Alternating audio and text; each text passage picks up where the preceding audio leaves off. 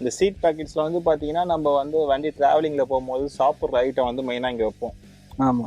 அதே மாதிரி கோயிலுக்கு போயிட்டு வந்தோம்னா பூ எங்க பார்ப்போம், சுத்தி பார்ப்போம் எங்க கேப் இருக்குன்னு. பார்த்தா இது ஒரு கேப் சும்மாவே இருக்கும். இந்த கேப்ல டப்பு ஃபில் பண்ணிடுவாங்க நம்ம ஆளுங்க. பூ வைக்கிறதோ அப்படின்னா சாமி பிரசாதம் வைக்கிறதோ, அதுக்கப்புறமேட்டு ஸ்நாக்ஸ் வைக்கிறதோ யூஸ் பண்ணுவாங்க. இதை யூஸ் பண்ணுங்க, அதுக்கு தான் கொடுத்துருக்காங்க. திருப்பியும் நம்ம வண்டி விட்டு இறங்கும் போது இருக்கிறது என்னென்ன வச்சோமோ அதை எடுத்துட்டு போயிடுங்க. நீங்க எடுக்காம விட்டீங்கன்னா ரொம்ப நாள் ஆச்சுன்னா அந்த மக்கின ஸ்மெல் வந்துடும். வண்டியில வந்து நீங்க வந்து ஃபங்கஸ் ஃபார்ம் ஆகிறதுக்கு நிறைய வாய்ப்பு இருக்கு.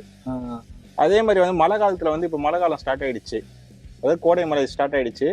இந்த டைம்ல வந்து பாத்தீங்கன்னா ஈரத்தோட வண்டியில உட்காருவாங்க. வண்டியில வந்து ஈரத்தோட இப்படி உட்கார்ந்தாங்கன்னா நம்ம ஈரமா அந்த ஃபேண்ட் எல்லாமே ஈரமா இருக்கும். ஆமா.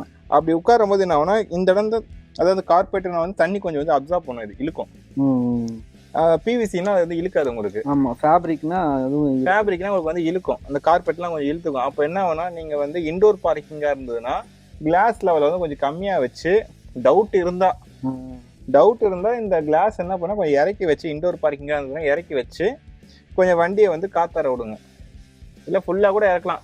வீட்டுல எந்த ஒரு பிரச்சனை இல்லை, வண்டி சேஃப்டினா நீங்க வந்து இந்த மாதிரி பண்ணலாம்.